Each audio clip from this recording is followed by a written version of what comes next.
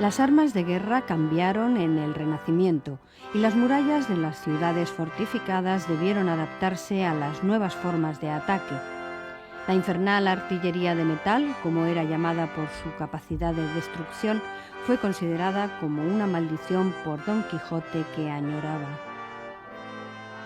aquellos benditos siglos que carecieron de la espantable furia de aquestos endemoniados instrumentos de la artillería, a cuyo inventor tengo para mí que en el infierno se le está dando el premio de su diabólica invención.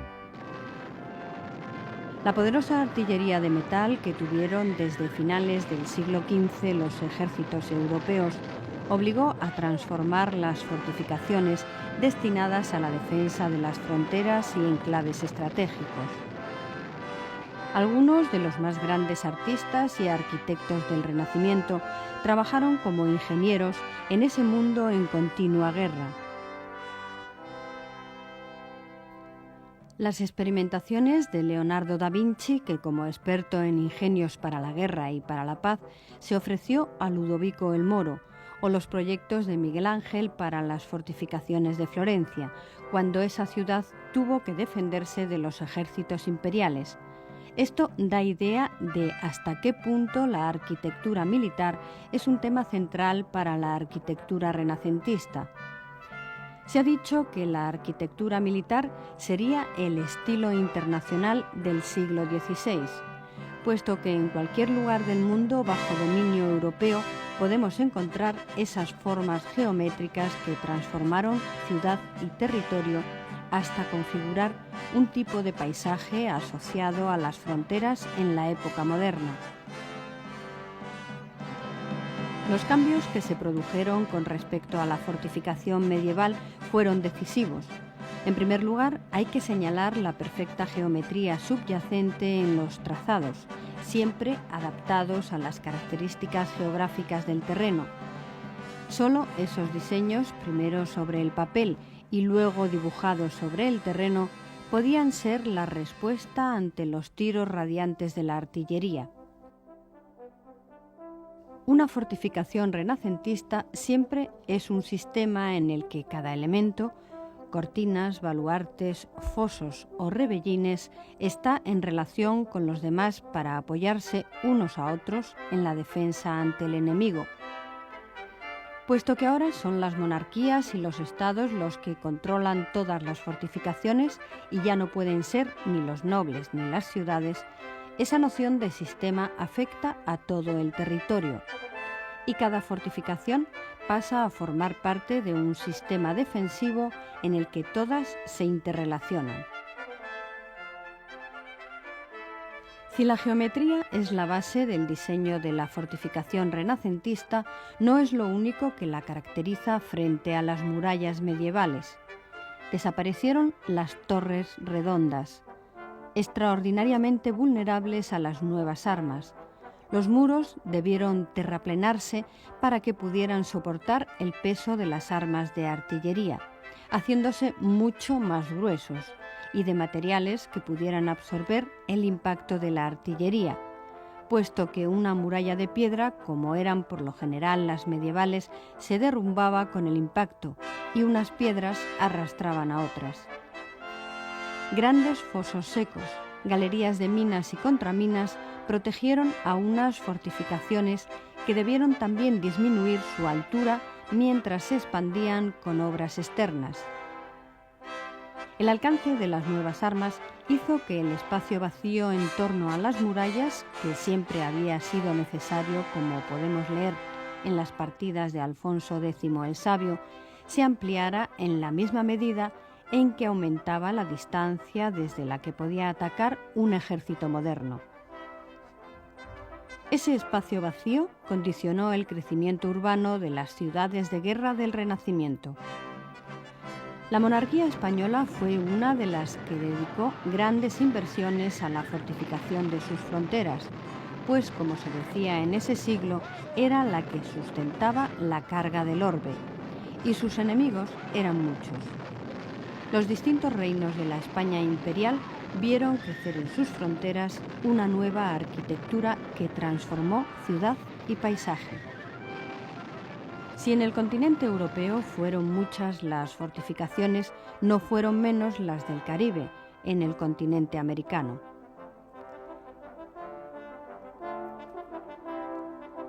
Desde mediados del siglo XVI existió un plan global de la defensa de la península ibérica. Fuenterrabía, San Sebastián, Perpiñán, Salses o Rosas guardaron la frontera francesa, a cuya defensa se incorporaron más tarde Pamplona, Jaca y los reformados castillos de los pasos de los Pirineos centrales. En ese ambicioso plan de fortificación de las fronteras de la monarquía española, Milán, Nápoles, Sicilia y los Países Bajos fueron también fortificados. La isla de Sicilia, baluarte de la cristiandad frente al turco, estaba apoyada a su vez por las fortificaciones de Malta.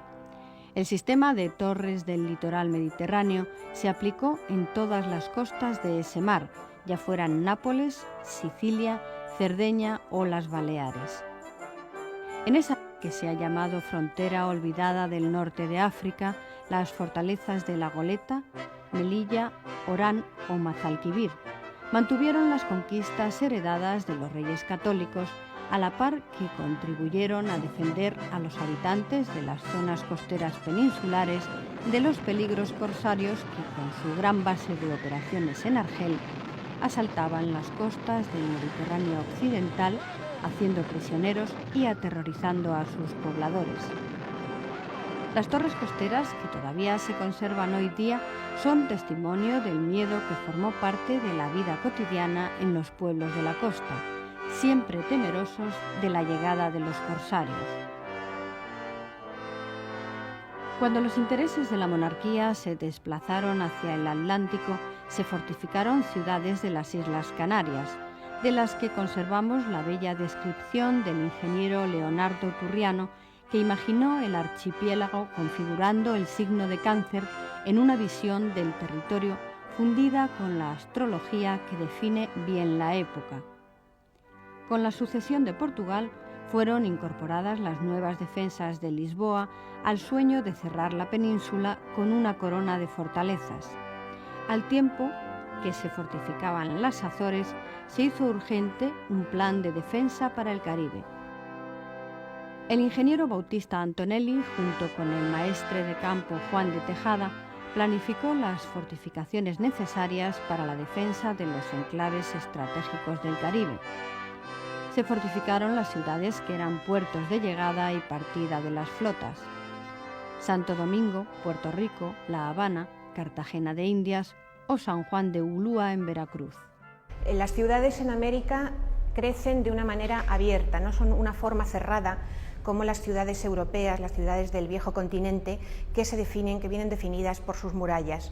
En América, en cambio, cuando los españoles comienzan a fundar ciudades en esa gran empresa urbanizadora que fue articular todo un continente mediante una red urbana, esas ciudades crecen a partir de la plaza.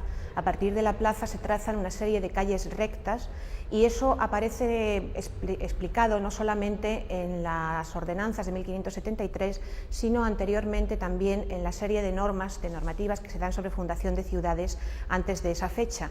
Se trata de crear unas ciudades nuevas y crearlas desde el comienzo ordenadas, que nazcan ordenadas, porque se dice que lo que no nace ordenado luego nunca jamás se ordena. Así que eso es una peculiaridad de la ciudad americana que la hace verdaderamente extraña a los viajeros que visitan estas ciudades en el 16, a los mismos españoles y a algún viajero inglés, por ejemplo, que se admiran de que esas ciudades, esas grandes ciudades como por ejemplo México, Tenochtitlan, pues no tengan murallas que las guarden. En realidad, por ejemplo, en casos como el de México, lo que hicieron los españoles fueron una serie de casas fuertes, casas torreadas, casas verdaderas fortalezas. Sí se hizo una fortaleza en las Atarazanas que hizo Hernán Cortés, y en algún momento también se pensó dejar un espacio vacío en torno a esta ciudad de los españoles en México, pero en realidad en América, como digo, las ciudades son ciudades que crecen sin límite y que eso es una de sus características, no crecen aprisionadas entre un cerco amurallado.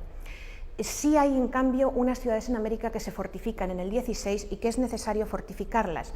En el interior, en casos como el que he citado, no era necesario realmente esta fortificación abaluartada, la nueva fortificación frente a las armas de artillería, como estas que vemos aquí, porque en el interior no llegaban los ejércitos europeos que tenían estas armas de artillería.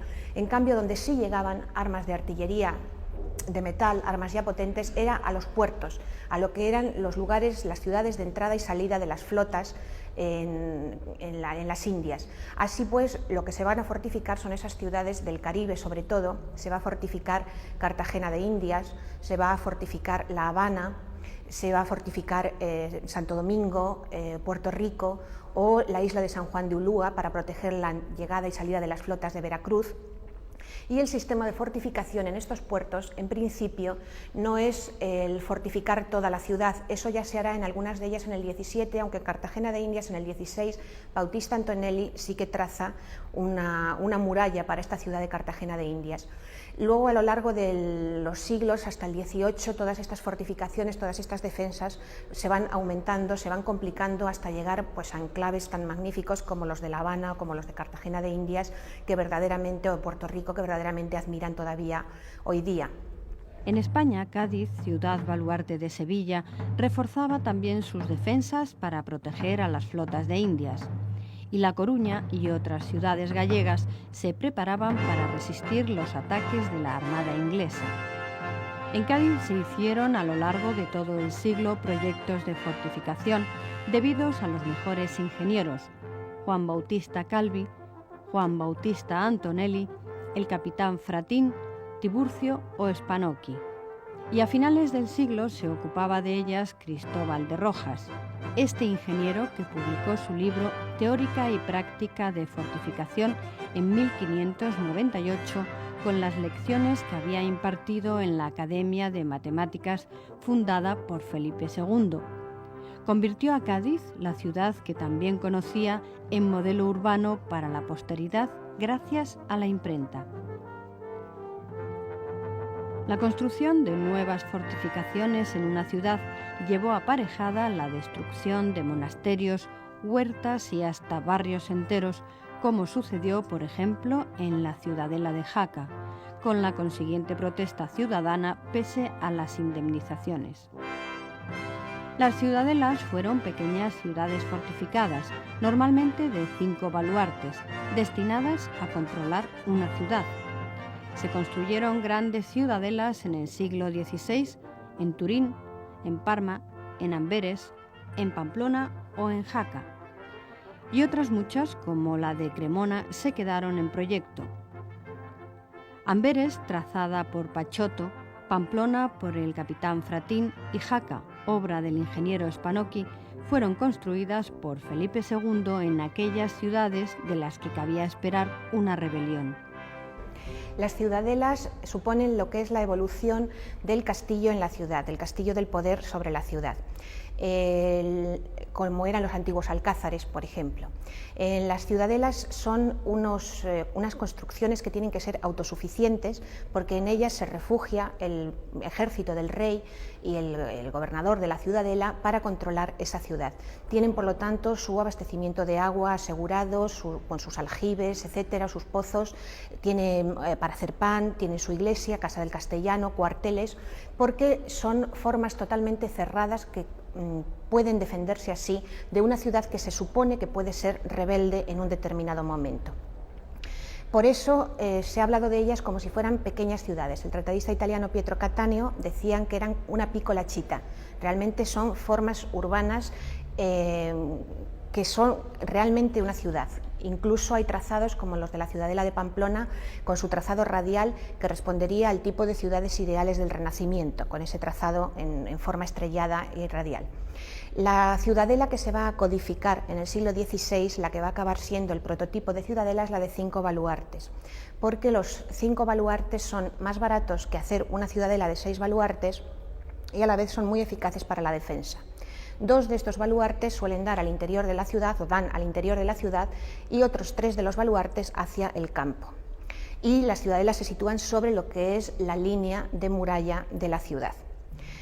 Provocan, como ya he dicho, un gran rechazo Incluso hubo en el 16, en la literatura, en la historia de la época, por parte de historiadores, de militares, etcétera, mucha discusión sobre si realmente el príncipe que era amado por el pueblo debía construir ciudadelas o no, porque era una forma de violencia sobre los súbditos la construcción de estas ciudadelas.